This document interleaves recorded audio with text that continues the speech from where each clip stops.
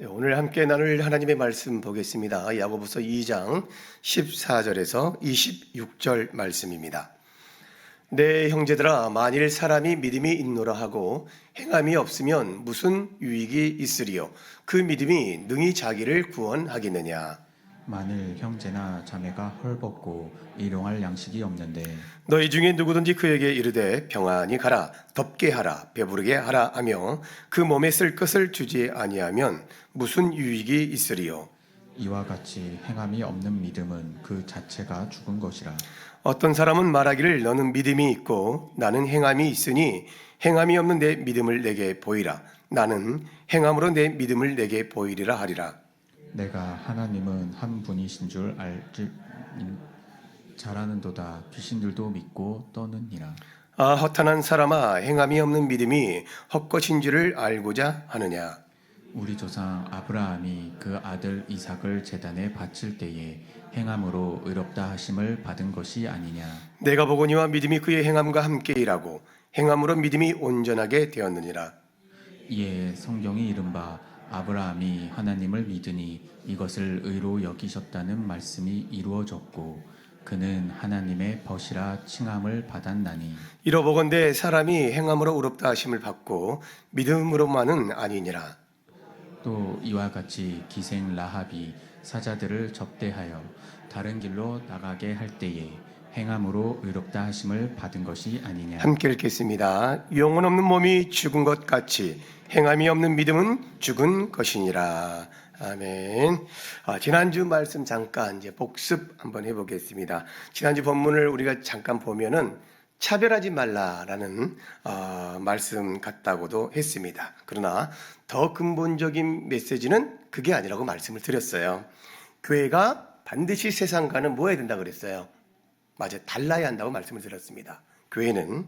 그래서 교회는 자기를 지켜 세속에 물들면 안 되는데 당시에 세상이 차별한다고 교회도 똑같이 차별하는 것이 문제라는 것이죠. 그래서 교회는 반드시 세상과 달라야 할 줄로 믿습니다. 자, 교회의 사명은 여러분 세상을 거스르는 다른 공동체가 되는 거예요. 세상을. 이 시대 기준이 허물어지는 시대에 또 따라가지 않기를 원합니다. 세상의 기준에 맞춰서. 아름다운 옷을 입은 자가 아니라 뭐라 그랬어요, 여러분? 아름다운 이름을 남기기를 심판을 염두에 두고 살기를 원한다고 지난주에 말씀을 함께 나눴습니다. 그런데 여러분 또 뭐라 그랬습니까? 하나님께서는 반드시 심는 대로 거두게 하시는 하나님이다. 그래서 반드시 심판을 두려워해야 한다는 겁니다. 자, 오늘은 야고보서 2장 14절부터 26절 말씀을 본문을 가지고 하나님 말씀을 전합니다. 여러분 치열하고 피곤한 이 평일의 한복판 속에서 그렇죠? 이 수요 저녁 예배의 자리에 나오신 여러분을 다시 한번 주님의 이름으로 환영하고 축복합니다. 우리 옆에 분에게 환영하고 축복합니다. 인사합시다. 네, 한 0.5초 늦었어요. 뭐 하기 싫었는지 억지로 한 건지 잘 모르겠지만 조금 진심이 안 담아졌네요. 아무튼 세상의 일터에서 가정에서 또 각자의 삶의 물개를 짊어지고 살아가느라고 얼마나 수고가 많으십니까?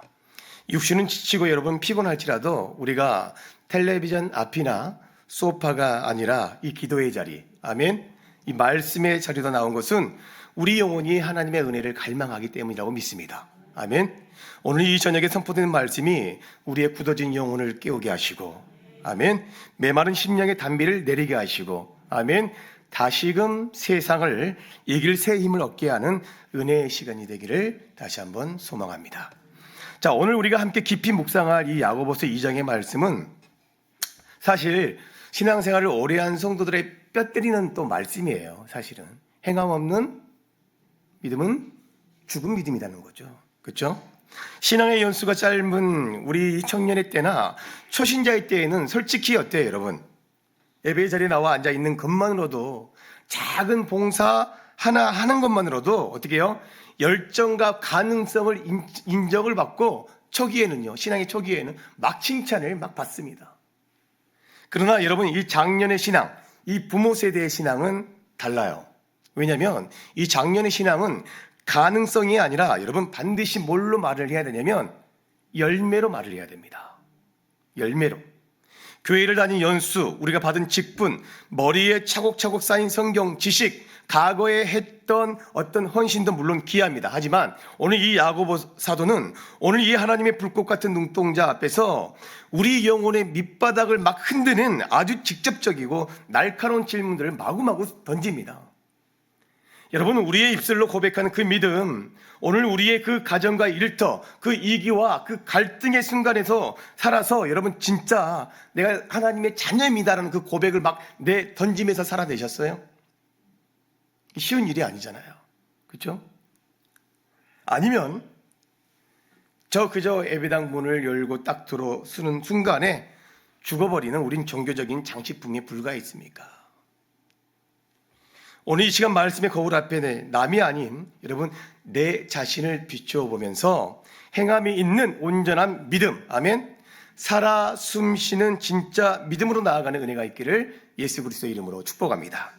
자, 다시 한번 여러분 이 본격적 말씀에 들어가기 전에 우리가 야고보서가 쓰여진 배경을 잠시 한번 더 훑어봐야 돼요. 지금 좀 다 잊어버렸을 것 같아요. 또 새롭게 중간에 오신 분들은 이 지금 야고보서가 무슨 내용인가 싶어가지고 또 그럴 수도 있거든요. 이제 2장 달려왔습니다. 야고보서가 몇 장까지 있는지 아시죠? 몇 장까지 있어요? 네? 어떻게 아셔요 그걸? 야고보서 여러분 예수님의 육신의 동생이자 예루살렘 교회의 훌륭한 지도자였던 야고보가 기록을 했습니다. 편지의 수신자는 뭐냐면 흩어져 있는 12지파입니다. 그렇죠? 즉 극심한 핍박과 환난을 피해서 로마 제국 전역으로 그냥 뭐였어요? 흩어진 초대교회 성도들입니다.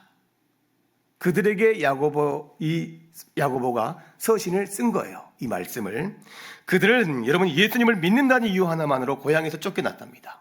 고향에서 직장을 잃었고 재산을 몰수당했어요. 낯선 타향살이에 이방인으로 살아가면서 어떻게 해요? 하루하루 이 먹을거리를 늘 걱정을 해야 됩니다. 늘 처절한 상황이에요. 처음에는 뜨거운 믿음으로 고난을 견뎠지만 어떻게 해요? 시간이 흐르고 생활이 팍팍해지면서 그들의 신앙이 어떻게 됐을까요? 변질되기 시작하는 거예요. 병이 나기 시작하는 겁니다. 입으로는 나는 예수님을 믿습니다 라고 고백을 합니다. 그런데 실제 삶에서는 나보다 못한 저 가난한 형제를 어떻게 하는 거예요? 예면하는 거예요. 부자들에게 아부하고 아첨하면서 세상의 사람들과 똑같이 시기하고 다투고 뭘 따라가요? 돈과 명예를 쫓아 세속화가 그 당시에 일어났습니다. 예수를 믿는 사람들이. 자, 여러분 이 야고보는 이처럼 믿음과 삶이 분리된 성도들을 향해서 여러분 피를 토하는 심정으로 지금 펜을 들은 거예요. 당신들의 믿음이 진짜이냐 이거예요. 환난을 핑계로, 은혜를 핑계로 삶의 거룩함을 포기한 그 믿음이 진짜 여러분의 삶을 구원할 수 있냐 이겁니다. 그 뼈 때리는 질문을 계속 편지로서 하고 있는 거예요. 이게 오늘 바로 야고보의 2장의 외침입니다. 자, 우린 종종 신앙생활을 하면서 신학적인 혼란에 빠질 때가 있어요. 그게 오늘 본문에 나옵니다. 사도 바울은 에베소서 2장 8절과 9절에서 너희는 그 은혜에 의하여 믿음으로 말미암아 구원을 받았으니, 그죠? 이것은 너희에게서 난 것이 아니요 하나님의 선물이라. 행위에서 난 것이 뭐라고 그래요? 아니니 라고 했어요. 저번에는 한번 다뤘습니다. 로마서에서도 줄기차게 오직 믿음을 뭐예요? 강조하고 있습니다. 자, 그런데 오늘 야고보서 2장 24절은 뭐라고 말해요? 이러보건대 사람이 행함으로 의롭다 하심을 받고 믿음으로만은 아니다라는 거예요. 여기서 우리가 혼란이 생기는 거예요. 그렇죠? 믿음이 최고냐 행함이 최고냐. 언뜻 보면 이 두 사도가 서로 완전히 다른 주장을 하는 것 같습니다. 바울은 믿음으로만 구원받는다 그러고 야고보는 뭐라고 그래요? 행함이 있어야 구원받는다고 말을 하고 있는 것처럼 보입니다. 그래서 여러분 종교개혁자 마틴 루터가 뭐라고 그랬어요? 오직 믿음을 너무 강조한 나머지 야고보서를 무슨 서신? 했던 이야기 또 하는 거예요. 세 번째 하는 것 같습니다. 라기라기 맞아요. 지푸라기 서신이라고 그랬잖아요. 기억이 나시죠? 네, 그런 실수도 범했단 말이에요. 그러나 여러분 이 진리인 성경은 결코 충돌하지 않습니다. 하나님의 말씀이기 때문에 두 사도가 바라보고 싸우고 있는 대상이요, 대상이 달랐어요. 대상이. 바울이 싸운 대상은 누구였냐면 율법주의자들이었습니다. 율법주의자들, 할례를 받고 안식일을 지키고 스스로 착한 행위와 공로로 구원의 자격을 얻어내려는 교만한 사람들을 향해서 구원의 행위로는 절대 구원받을 수 없다는 거예요. 구원의 뿌리는 오직 하나님의 전적인 은혜와 십자가의 믿음뿐이라고 강조를 한 겁니다. 그래서 바울의 대상이 달랐기 때문에 강조한 거예요. 즉 구원의 조건과 근거를 말한 거예요. 반면 이 야고보가 싸운 대상은 누구냐면 반율법주의자들입니다. 누구냐면 즉 도덕 폐기론자들이에요. 나는 이미 예수님을 믿고 구원받았으니 은혜로 천국 가는 뭘 따는 거예요? 티켓을 따놓았으니 이제는 이 세상 누구 맘대로? 내 맘대로 즐기며 죄를 지어도 상관없다. 아주 값싸고 타락한 은혜에 빠진 사람들 향해 경고한 겁니다. 야고보는 그 구원의 결과와 증명을 말하고 있는 거예요. 대상이 달랐어요. 그래서 이 둘이가 충돌하면 안 됩니다. 여러분 건강한 사과나무 생각해 보세요. 바울의 관점은 나무가 땅에 하나님의 은혜 뿌리를 딱 내리고 생명, 믿음을 얻는 것은 보이지 않는 내면의 역사예요. 그렇죠? 그러나 그 나무가 진짜 살아있는 나무라면 반드시 뭐 해야 돼요? 봄이 되면 뭐가 나와야 돼요? 응? 싹이 트고 또 가을이 되면 반드시 사과 나는 맞아요. 열매, 이 순종과 행함을 맺어야 된다는 거예요. 이게 야고보의 관점입니다. 뿌리와 열매는 싸우는 게 아니라니까요. 무슨 말인지 알겠죠? 바울과 야고보가 싸우는 그 말씀 대립각이 아니랍니다. 칼빈의 말처럼 우리는 오직 믿음으로만 구원받지만 우리를 구원하는 그 참된 믿음은 결코 홀로 있지 않다는 거예요. 뭐냐면 반드시 행함이라는 동반자를 데리고 다닌다는 겁니다. 자, 이제 본문 15절과 16절 우리 함께 읽어보도록 하겠습니다. 시작. 만일 형제나 자매가 헐벗고 일용할 양식이 없는데 너희 중에 누구든지 그에게 이르되 평안히 가라 덥게 하라 배부르게 하라 하며 그 몸에 쓸 것을 주지 아니하면 무슨 유익이 있으리요. 자, 교회 안에 당장 오늘 하루 한 끼를 여러분 채우지 못하는 사람이 있다고 생각해 보세요. 그리고 추운 겨울날 어떻게 해요? 이 추운 겨울을 알 수 있는 옷이 없는 가난한 불쌍한 성도가 있습니다. 그런데 그를 본 어떤 성도가 다가가서 아주 거룩한 목소리를 말을 하고 있는 거예요. 뭐라고요? 아이고 집사님 어쩌다가 이렇게 되셨습니까? 그렇죠? 하나님이 반드시 다 채워주실 줄 믿습니다. 뭐라고요? 난 당장 배고프고 추워서 죽겠는데 응? 아주 거룩한 목소리도 막 그렇게 하는 거예요. 춥지 않게 따뜻하게 입으시고 따뜻한 국물이라도 든든히 잡수세요. 응? 제가 집사님을 위해서 작정하고 일주일 기도하겠습니다. 아멘? 아니요? 여러분 말은 어떠세요? 정말 걸작입니다. 이래 말은 청산유수죠. 완벽합니다. 그런데 정작 자기 지갑은 열었어요? 안 열었어요? 이론도 안 열었습니다. 자기가 입고 있는 예트 벗어주지 않았어요. 야고보는 묻는 거예요. 그 거룩한 말잔치가 당장 굶어 죽어가는 그 형제에게 무슨 유익이 있느냐 이거예요. 무슨 유익이? 이것은 오늘날 우리 교회에 여러분 뼈아픈 현실을 찌르는 말씀이에요. 우리는 뭐라 그래요? 주여 믿습니다. 그렇죠?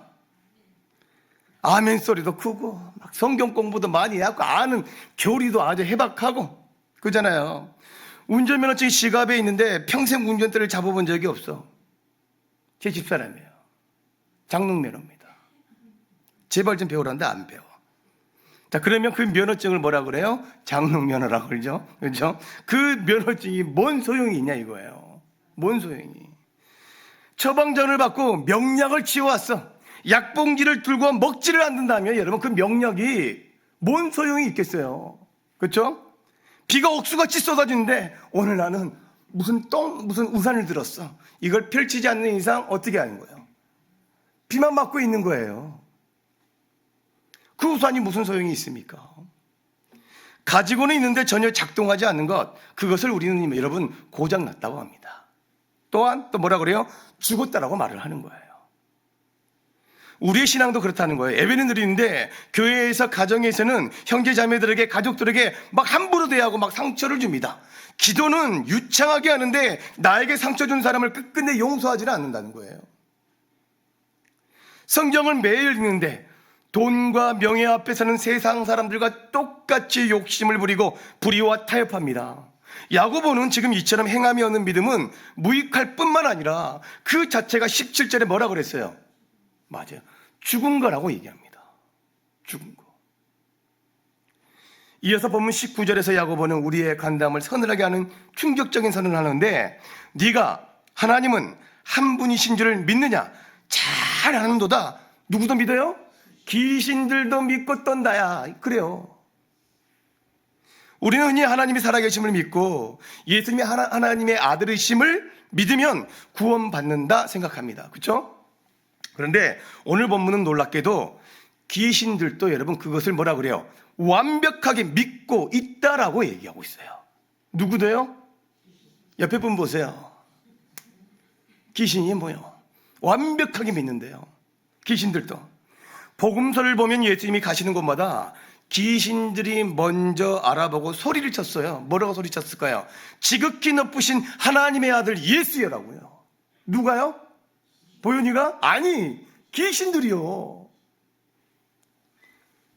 여러분, 귀신들의 이 성경 지식, 신학적 지식은 몇 점 같아요?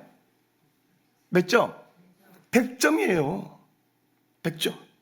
심지어 예수님의 심판이 두려워서 뭐 했다고 그래요? 귀신들을 믿고 뭐라 그랬어요? 아까 떤다 그랬어요. 부들부들 떤대요. 부들부들.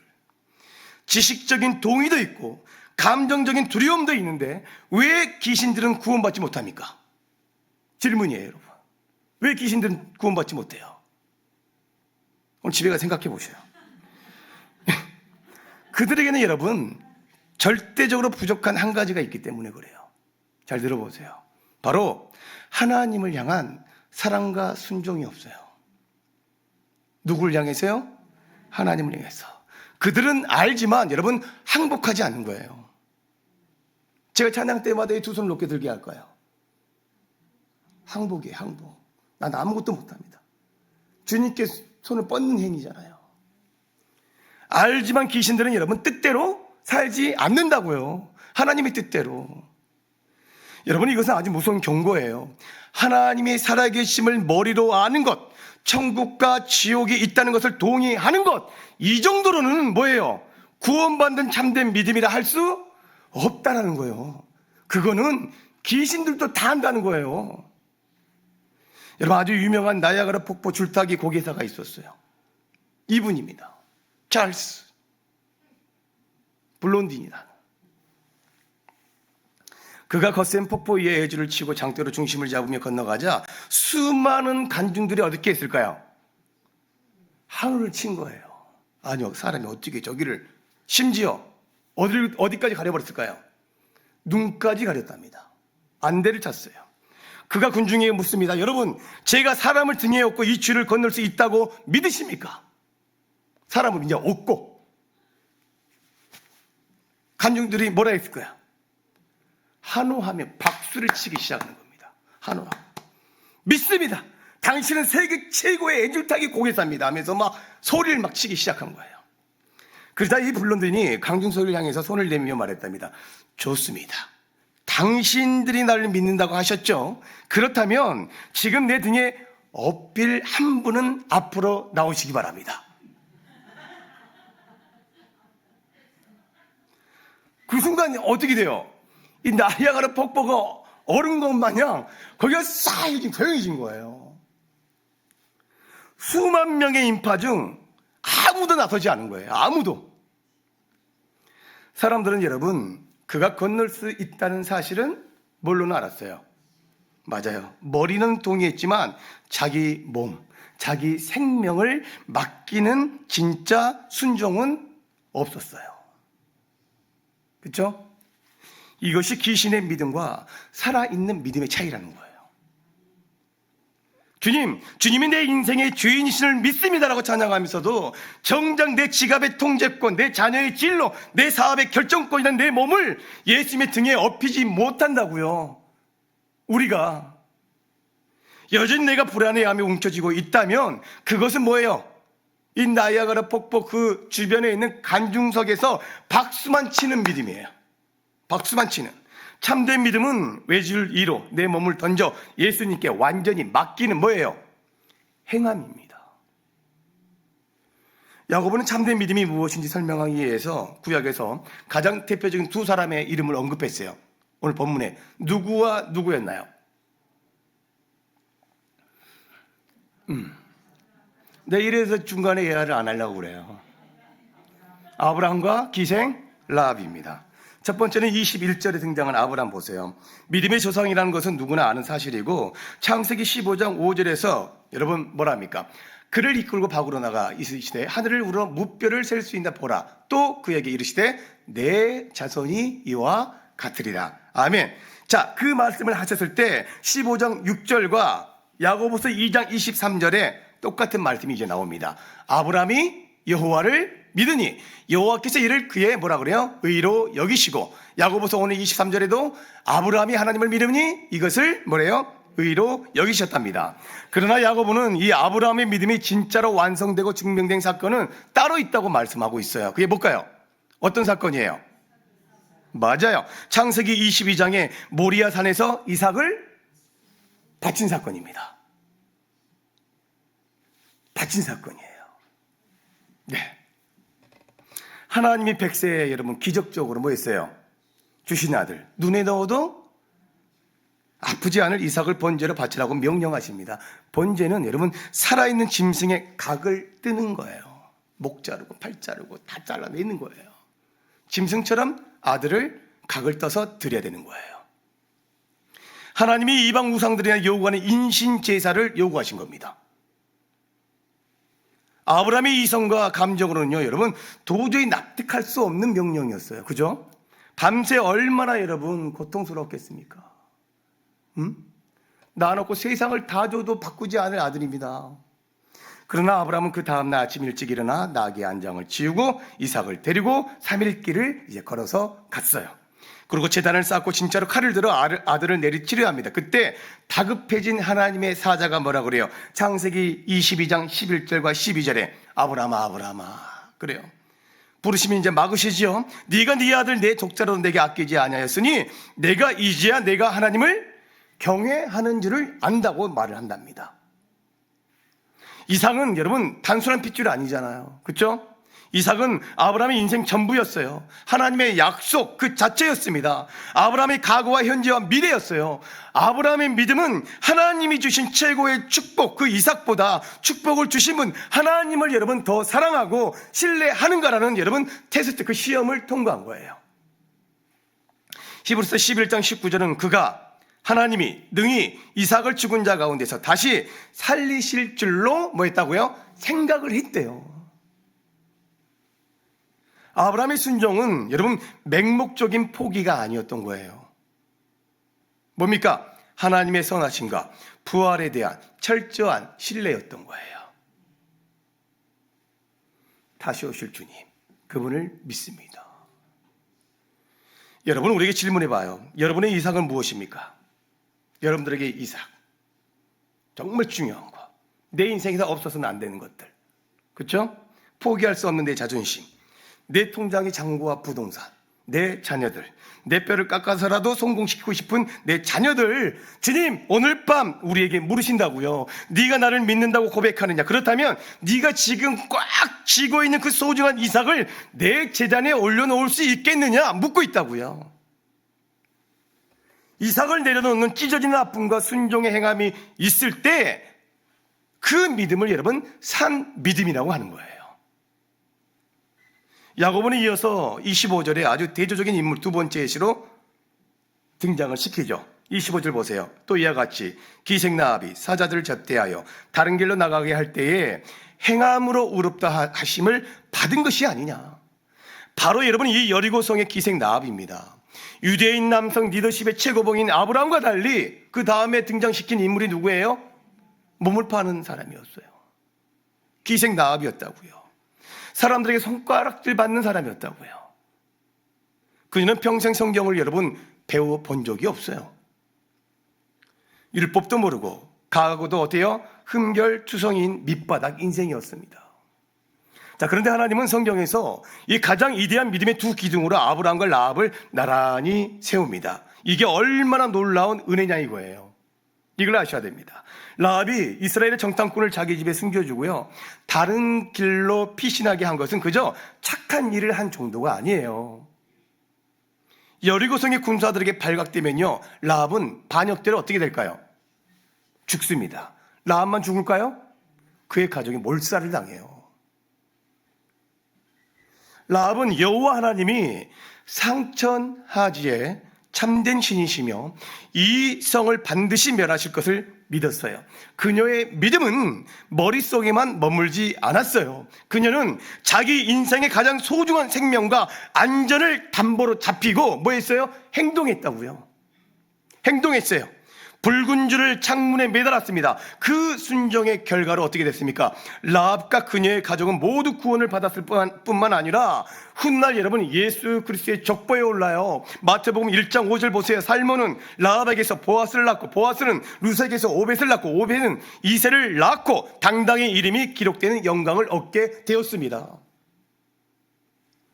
여러분, 우리는 종종 신앙생활을 하면서 핑계대죠. 목사님, 저는 잘 성경도 모르고, 그죠? 배운 것도 짧고 내세울 직분도 없고 과거에 지은 죄가 너무 많아서 도저히 훌륭한 믿음대로 나는 살 수가 없습니다. 그러나 여러분, 나 보세요. 참된 믿음은 지식의 깊이나 신앙의 연조나 화려한 과거에 있지 않다라는 걸 보여주고 있는 거예요. 비록 내가 아는 것이 예수님이 나를 사랑하셔서 십자가에 죽으셨다는 그 단순한 복음 하나일지라도 여러분, 그 말씀 하나에 생명을 걸고, 아멘, 인생을 걸고 내 삶의 자리에서 기꺼이 불이익을 감수하며 대가를 지불하는 거예요. 거기에 이대한 산 믿음의 비밀이 있다니까요. 여러분, 이제 긴 말씀은 좀 이제 맺고자 합니다. 본문 26절은 뭐래요? 우리 함께 읽겠습니다. 시작. 영혼 없는 몸이 죽은 것 같이. 사람의 몸이 아무리 멀쩡하고 잘생겼어도 응? 그 안에 여러분 그렇죠? 숨이 떠나면 그건 뭐예요? 시체. 썩은 냄새가 날 뿐입니다. 마찬가지로 여러분, 우리의 신앙 고백이 아무리 정통하고 화려해도 삶 속에 순종의 숨결이 없다면 그것은 뭐예요? 죽은 종교 활동에 불과하다. 세상 죽은 교회의 냄새를 맡고 여러분 뭐 할까요? 그래서 손가락질 하는 거예요. 우리는 언젠가 이 땅의 장막을 벗고요, 반드시 주님의 심판대 앞에 서게 될 겁니다. 반드시요. 그리고 이 땅에 남겨진 우리 자녀들에게, 다음 세대에게 우리 인생의 뒷모습, 즉 영적인 유산을 남겨주게 될 거예요. 자녀들은 부모가 식탁에서 했던 화려한 성경 지식이나 주일 아침마다 다그치면서 잔소리를 기억하지 않아요. 자녀들은 부모가 인생의 거센 풍파를 만났을 때 어떻게 행동했는지를 여러분 사진을 찍어 놓습니다. 우리 아빠가 억울하게 직장에서 쫓겨나고 사업이 망할 위기에서 세상의 사람처럼 술 마시고 원망하지 않고 어떻게 그 골방에 들어가서 무릎을 꿇고 눈물로 기도하셨는지. 아멘. 우리 엄마가 믿었던 사람에게 사기를 당하고 상처를 받았을 때 험한 말로 저주하지 않고 어떻게 십자가의 사랑으로 품고 인내하며 용서하였는지. 우리 집이 재정적으로 너무나 쪼들릴 때에도 부모님이 어떻게 하나님의 것을 먼저 떼어 구별하고 더 어려운 이웃을 향해 지갑을 여셨는지. 이 삶의 흔적이 행함으로 증명된 믿음만이 아이들의 영혼을 살리고 신앙을 계승하게 된다는 거예요. 어느 교회에서 평생을 아주 검소하게 사셨던 한 성도님이 세상을 떠나신 후에 자녀들이 이제 슬픔 가운데 유품을 정리할 때 있었던 일이랍니다. 들어보세요. 평소 아버지가 남들이 보기에도 정말로 답답할 정도로 아끼셨대요. 정말로 10년도 넘게 입어 반질반질해진 낡은 양복, 밑창이 몇 번이나 덧대어지고 닳고 다른 구두만 고집했대요. 그냥 스크루지 할아버지죠, 완전히. 번듯한 직장도 있으셨고요, 돈도 꽤나 버셨답니다. 자녀들은 때때로 짜증 섞인 투정을 부리고 그때, 아빠, 아니 우리 집 빚이 있는 것도 아니고, 응? 쌀이 없어서 배를 굽는 집안도 아니고. 왜 그렇게 궁상맞게 사셔요? 동네 창피해 죽겠어요. 제발 좋은 옷도 좀 사 입으시고 맛있는 것도 좀 드시면서 편안하게 좀 사십시다. 제발요. 그렇게 이제 막 핀잔을 준 거예요. 자녀들이 커가지고. 그런데 아버지가 이제 돌아가신 후에 자녀들이 아버지의 낡은 책상 서랍 깊은 곳을 이제 유품을 이제 정리하게 됐답니다. 손때 묻은 이제 낡은 수첩 하나를 발견하게 된 거예요. 장남이. 이제 그리고 여러 권의 통장들까지도 발견했습니다. 여러분 드는 생각은 수첩이에요, 통장이에요? 통장의 잔고를 제일 먼저 확인하는 게 우리 인간들의 심보예요. 자, 무심코 이제 먼저 수첩을 보게 됐답니다. 자, 수첩을 펼쳐본 그 장남이 그 자리에 주저앉아서 짐승처럼 통곡하고 울었다는 거예요. 그 수첩이 아버지가 평생토록 10원 단위까지 꼼꼼하게 기록해온 금전출납부였다는 겁니다. 금전출납부. 곧 그게 뭐였냐면 신앙의 일기장이었다는 거예요. 신앙의 일기장. 거기에는 자녀들은 꿈에도 몰랐던 이런 내역들이 빼곡히 적혀 있었대요. 들어보세요. 미자립 교회 개척 월세 지원금, 심장병으로 쓰러진 누구네 집사님 딸 수술비, 아프리카 우지에서 사역하시는 땡땡땡 선교사님, 추운 겨울 연탄을 사지 못하는 구역 식구들을 위한 연탄 구매비, 보육원 아이들 성탄절 선물비, 이와 같은 일들이 질비하게 적혀 있었다는 거예요. 그러니까 아버지는 자신을 위해서는 여러분 국밥 한 그릇 10,000원짜리 한 장 쓰는 것도 벌벌 떨면서 아까워하셨는데, 하나님 나라와 가난하고 병든 이웃을 위해서는 여러분 평생 동안 자신이 뭐예요? 피와 땀 같은 재정을 남몰래요 아무도 모르게 강물처럼 흘려보내고 계셨다는 거예요. 자녀들은 아버지에게 이 낡은 양복과 밑창 떨어진 구두가 단순한 궁상이 아니라 뭐예요? 누군가의 생명을 살리기 위한 여러분 뭐였다는 거예요? 거룩한 헌신이었음을 그제서야 깨달았다는 거예요. 그제서야. 그 낡은 통장과 눈물 자국 번진 그 수첩을 가슴에 품고 그때부터 자녀들이요 어떻게 했을까요 여러분? 뼈저리게 고백을 했다는 거 아니에요. 아, 우리 아버지는 예수님만 주여 주여 하며 예수님을 사랑한다고 부르짖는 분이 아니었구나. 우리 아버지의 믿음은 지갑을 여는 믿음, 자신의 뼈를 깎고 삶을 덜어내어 죽어가는 이웃을 먹이는 진짜 살아있는 믿음이었구나. 아버지는 예수님의 손과 발로 평생을 그렇게 사셨구나.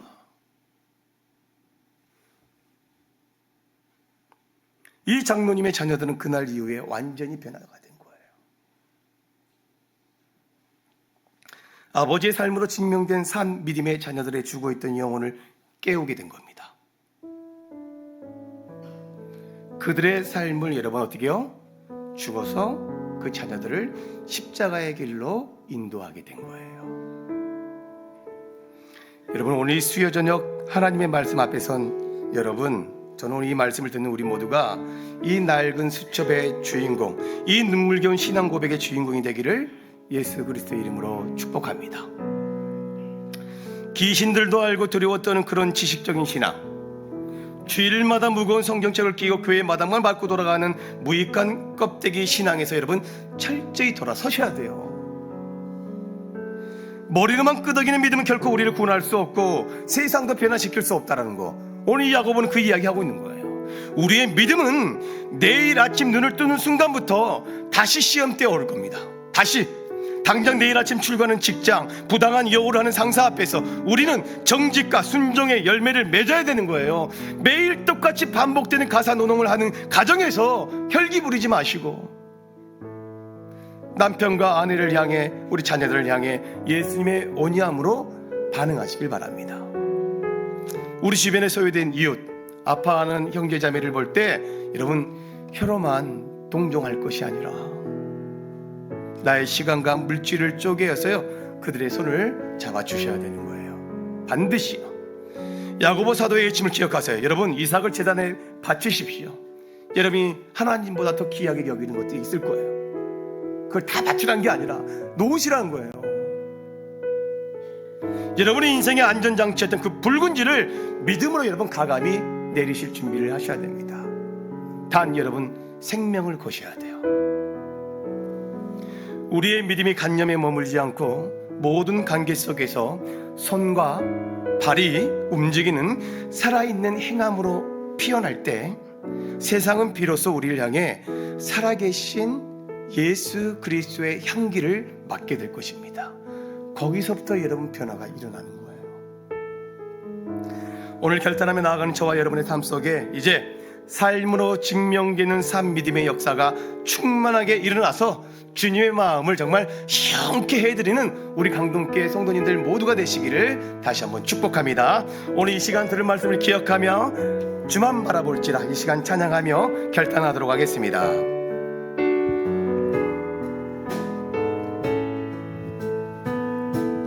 하나님의 사랑을 사모하는 자, 하나님의 평안을 바라보는 자, 너의 모든 것 창조하신 우리 주님이 너를 얼마나 사랑하시는지 하나님께 찬양과 경배하는 자, 하나님의 선하심을 닮아가는 자, 너의 모든 것 창조하신 우리 주님이 나를 자녀 삼으셨네. 하나님 사랑의 눈으로 나를 어느 때나 바라보시고, 하나님 인자기로서 언제나 나에게 기울이시니 어둠에 밝은 빛을 비춰주시고 나의 작은 신음에도 응답하시니 너는 어느 곳에 있든지 주를 향하고 주만 바라볼지. 하나님의 사랑을 사모하는 자, 하나님의 사랑을 사모하는 자, 하나님의 평안을 바라보는 자, 나의 모든 것 창조하신 우리 주님 나를 얼마나 사랑하시는 하나님께 찬양과 경배하는 자, 하나님의 선하심을 닮아가는 자, 나의 모든 것 창조하신 우리 주 나를 자녀.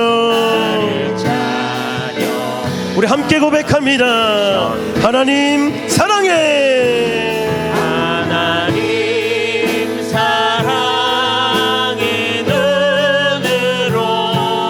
나를 어느 때나 바라보시고, 하나님 인자한 길로서 언제나 나에게 기울이시니 어둠에 밝은 빛을 비춰주시고 나의 작은 신음에도 응답하시니 너는 어느 곳에 있든지 주를 향하고 주만 바라볼지.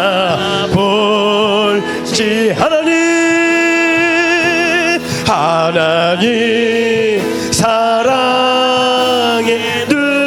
눈으로 너를 어느 때나 바라보시고,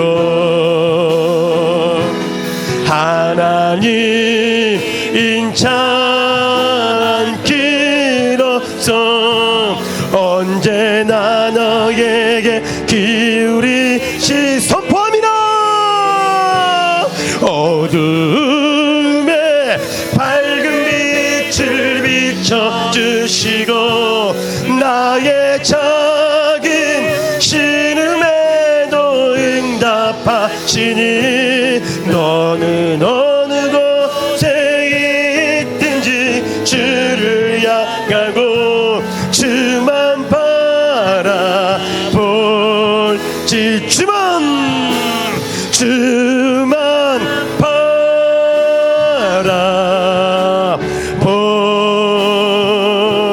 바라볼지라. 오늘 이 시간 선포된 이 묵직한 말씀을 부여잡고 이 시간 우리가 두 가지 정도 함께 부르짖어 기도하겠습니다.